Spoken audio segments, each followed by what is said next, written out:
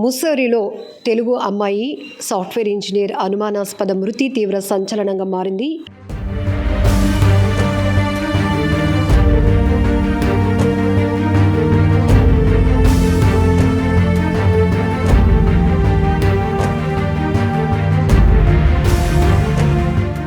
అందులోనూ అమ్మాయి విశాఖపట్నానికి చెందినటువంటి అమ్మాయి రాధా గాయత్రి శ్రీచరణ్కి నవంబర్ 2025 8వ తేదీన చాలా గ్రాండ్గా మ్యారేజ్ జరిగింది. సో ప్రస్తుతం మనమైతే విశాఖ చిన్నముషిడివాడలో ఉన్న వసంత విహార్ దగ్గర ఉన్నాం. సో ఇక్కడే పెళ్ళికి ముందు చాలా ఇష్టంగా అమ్మాయికి చాలా ఈ ఏరియా అంతా కూడా పీస్ఫుల్గా ఉంటుంది, అమ్మ వాళ్ళు ఉండడానికి బాగుంటుంది, మ్యారేజ్ కూడా గ్రాండ్గా చేసుకోవాలి కాబట్టి ముందు ఇల్లు కొనుక్కోవాలని చెప్పి ఇక్కడే చాలా ఇష్టంగా హౌస్ అంటే ఫ్లాట్ తీసుకున్న తర్వాత మ్యారేజ్ కూడా జరిగింది. ఆ రకంగా చూస్తే పెళ్ళికి ముందు అంటే వీళ్ళు వచ్చి కూడా 8 నెలలే అవుతుందంట. వాళ్ళతో అంటే ఫ్యామిలీ మెంబర్స్తో ఇంటరాక్షన్ చాలా తక్కువైనప్పటికీ కూడా ఇక్కడ వీళ్ళు ఇల్లు కొనుక్కున్న తర్వాత పెళ్ళి అయింది కాబట్టి మేమందరం వెళ్ళాము అంటూ ఆ అమ్మాయి గురించి ఆ ఫ్యామిలీ గురించి ఒకసారి డిస్కస్ చేస్తూ కూడా వీరందరూ కూడా శోక సంద్రంలో మునిపారు. ఎందుకంటే ఒక షాక్ అయిపోయాము. నిన్న టీవీ ఛానల్స్లో అమ్మాయి ఫోటో చూపించినప్పుడు మొదట గ్రహించలేకపోయాం, కానీ తర్వాత అయ్యో ఈ అమ్మాయి మన ఫ్లాట్ అమ్మాయే కదా, మన అపార్ట్మెంట్లో ఉన్న అమ్మాయే కదా, అమ్మాయి సాఫ్ట్వేర్గా చేస్తున్న అమ్మాయి కదా అని చెప్పేసి ఒక్కసారిగా అందరూ డిస్కస్ చేసుకోవడమే కాకుండా చాలా ఒక బ్యాడ్ న్యూస్ వినాల్సి వచ్చింది అని చెప్పి అందరూ బాధపడుతున్నారు. అయితే వీళ్ళిద్దరికీ నవంబర్ 2025లో మ్యారేజ్ జరిగినప్పటికీ ప్రస్తుతానికి రాధా గాయత్రి ఢిల్లీలో ఉంటున్నారు. గురుగ్రామ్లోని ఓ సాఫ్ట్వేర్ కంపెనీలో అమ్మాయి పనిచేస్తోంది. హస్బెండ్ శ్రీచరణ్ ఆయన కూడా ఐటీ సెక్టార్లో పనిచేస్తున్నారు, అతను పూణేలో ఉంటున్నారు. వీళ్ళకి వీకెండ్స్ ఇద్దరు సాఫ్ట్వేర్ డిపార్ట్మెంట్లోనే సాఫ్ట్వేర్ రంగంలోనే ఉండటం వల్ల వీకెండ్స్లో మాత్రమే కలుస్తారు. అయితే పెళ్ళైన తర్వాత ఇద్దరు కూడా ఒక ట్రిప్కి ప్లాన్ చేసుకోవాలనుకున్నారు కాబట్టి జూన్ 14వ తేదీన ఉత్తరాఖండ్లోని ప్రముఖ పర్యాటక కేంద్రమైనటువంటి ముస్సేరికి వీళ్ళు హనీమూన్కి విహారయాత్రకు వెళ్ళి చాలా సరదాగా గడిపి రావాలి అనుకున్నారు. కానీ అంతలోనే తీవ్ర విషాదకరమైనటువంటి వార్త వినాల్సి రావటం, ఆ కుటుంబ సభ్యులు ఎవరు కూడా జీర్ణించుకోలేనటువంటి పరిస్థితి. ఈ ఘటన విన్న వెంటనే అంటే ఇలా జరిగింది అని చెప్పలేదు, కానీ పేరెంట్స్కి మీ పాపకి రోడ్ యాక్సిడెంట్ జరిగింది అని చెప్పేసి ఒక ఇన్ఫర్మేషన్ రావటం వల్ల మొదట వాళ్ళ నాన్నగారు వెళ్ళారు, ఆ తర్వాత నిన్న వాళ్ళ మదర్ కూడా వెళ్ళటం జరిగింది. అయితే ఇద్దరి మధ్య ఏమైనా డిస్కషన్ జరిగిందా లేకపోతే ఏంటా అనేది తెలియదు, కానీ జూన్ 14వ తేదీన వీళ్ళు ఒక స్టే హోమ్లో ఉన్నారు.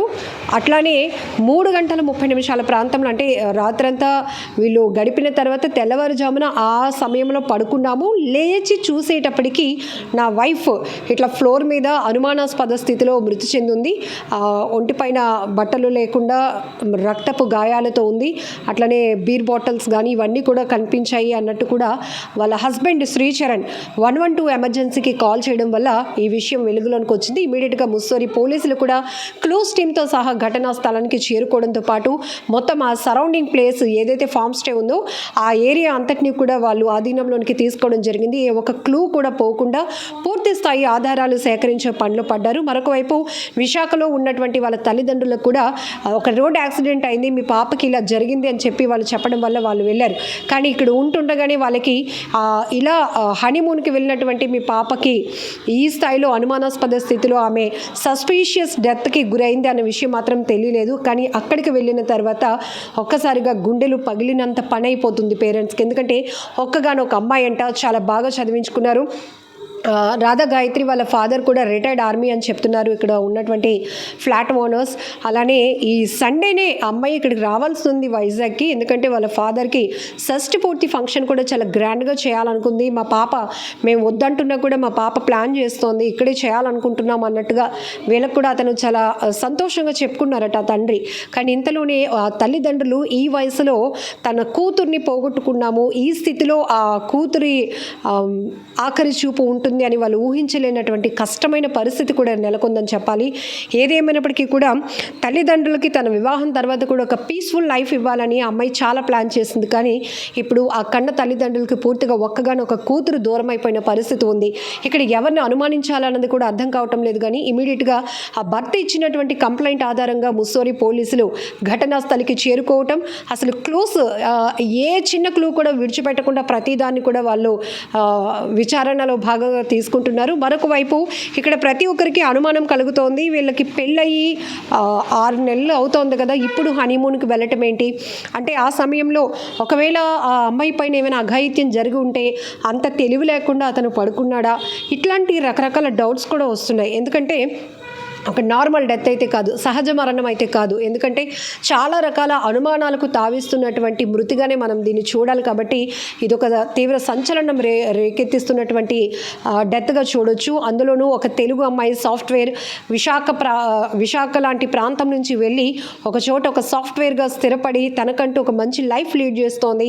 అదే సాఫ్ట్వేర్ రంగంలో ఉన్నటువంటి ఒక వ్యక్తిని కూడా వివాహం చేసుకొని బెటర్ లైఫ్ లీడ్ చేయాలనుకుంది. కానీ ఇంతలోనే అర్ధాంతరంగా ఈ స్థితిలో తనువు చాలించడం అనేది ఎవరు జీర్ణించుకోలేనటువంటి పరిస్థితి. మరొక వైపు తల్లిదండ్రుల్లో ఇలాంటి విషాదకర వార్తలు తీవ్ర భయాందోళనకు గురి చేస్తున్నటువంటి పరిస్థితులు కూడా ఉంటాయి. ఎందుకంటే ఒక ఎంతో కంటికి రెప్పలా చూసుకుంటున్నటువంటి తల్లిదండ్రుల నుంచి అత్తింటికి అంటే మరొక వరుడి చేతిలో, మరొక అబ్బాయి చేతిలో తమ కూతురు లైఫ్ని పెడుతున్నప్పుడు అక్కడ అంతకన్నా బెటర్గా చూసుకోవాలి, అంతకన్నా ప్రేమ పంచేలా ఉండాలి, అంతకన్నా మంచి కంఫర్టబుల్ లైఫ్ ఇవ్వాలి అని ప్రతి తల్లిదండ్రి ఎక్స్పెక్ట్ చేస్తారు. అది ఏ స్థాయి వాళ్ళ అయినా కావచ్చు. కానీ ఇక్కడ ఒక బెటర్ లైఫ్ లీడ్ చేయాల్సినటువంటి కూతురు, ఇంకా చాలా భవిష్యత్తు ఉంది, పెళ్ళై ఏడాది కూడా కాలేదు, నెలలు తిరగక ముందే ఇట్లా విహారయాత్రకు సరదాగా భర్తతో కలిసి గడిపి ఆ క్షణాలు తన లైఫ్ లాంగ్ ఉంచుకోవాల్సినటువంటి ఒక అమ్మాయి అలా విగత జీవిగా పడి ఉండటం, అనేక రకాల అనుమానాలు ఆ మృతి చుట్టూ తిరుగుతూ ఉండటం అనేది చాలా బాధాకరమైన విషయం. ఏదేమైనప్పటికీ కూడా మరికొన్ని గంటల్లో రాధా గాయత్రి అనుమానాస్పద మృతిపై పూర్తి క్లారిటీ వచ్చే అవకాశం ఉంది. అలానే ఆమె మృతదేహాన్ని ఇప్పుడు విశాఖలో ఉంటున్నటువంటి తల్లిదండ్రులు ఇక్కడే ఉంటున్నారు కాబట్టి ఇక్కడికి తీసుకొస్తారా, లేదంటే వాళ్ళ సొంత ఊరికి తీసుకువెళ్తారా, ఇంకా ఎన్ని రోజులు పట్టే అవకాశం ఉంటుంది, ఇవన్నీ కూడా చాలా డౌట్స్ ఎక్స్ప్రెస్ అవుతున్నాయి. మరొక వైపు ప్రస్తుతం ఏదైతే రాధా గాయత్రి వాళ్ళు ఉంటున్నటువంటి వసంత విహార్ చిన్నముషిడివాడ దగ్గర ఉన్నాం, ఇక్కడ ఎవరిని కదిలించినా అయ్యో ఆ అమ్మాయికి అలా జరగటం ఏంటి, చాలా మంచి ఫ్యామిలీ, ఆ పేరెంట్స్ కూడా చాలా డిసిప్లిన్గా ఉంటారు. ఈ బైక్ ఇక్కడ ఉంది చూడండి, సుజుకి బైక్, ఈ బైక్ కూడా తను ఇష్టంగా కొనుక్కుందంట. అయితే తను ఢిల్లీలో ఉంటుంది, గురుగ్రామ్లో జాబ్ రావడం వల్ల ఇంకా బైక్ అక్కడ వేస్ట్గా ఉంటుందని చెప్పి వాళ్ళ డాడీయే కొత్త బైక్ని కూడా తీసుకొచ్చేసారు. ఇవన్నీ కూడా పేరెంట్స్కి ఒక మంచి తీపి జ్ఞాపకాలు. ఎందుకంటే ఇక్కడ చెప్తున్నారు పెద్దవాళ్ళు కూడా, మోస్ట్లీ రిటైర్ అయిన వాళ్ళం ఇక్కడ ఉన్నామమ్మా, ఈ ఏరియా అంతా చాలా ప్రశాంతంగా ఉంటుంది. ఈవెన్ గాయత్రి కూడా ఈ ఇల్లుని తన పెళ్ళికి ముందు ఇది కొనటానికి కారణం కూడా ఇక్కడున్న వాతావరణంలో తమ తల్లిదండ్రులకు ఒక ప్రశాంతమైన లైఫ్ ఇవ్వాలి, ఇది చాలా బాగుంది అని చెప్పి తన ఆలోచన చేసుకుంది. కానీ ఇప్పుడు ఆ తల్లిదండ్రులు పూర్తిగా కూతుర్నే పోగొట్టుకోవాల్సిన పరిస్థితి. ఒక్కగానొక కూతురు ఇంత అర్ధాంతరంగా చాలా దారుణమైన స్థితిలో మృతి చెందటం అంటే ఏ తండ్రి తల్లి కూడా జీర్ణించుకోలేనటువంటి పరిస్థితి. చూడాలి మరి ఇన్ఫర్మేషన్ వచ్చిన వెంటనే పేరెంట్స్ అయితే ముస్సోరికి వెళ్ళారు. పోలీసుల దర్యాప్తులో ఈ మృతి వెనకాతల అసలు వాస్తవాలు ఏంటి, నిజాలు నిగ్గు తేలాల్సి ఉంది.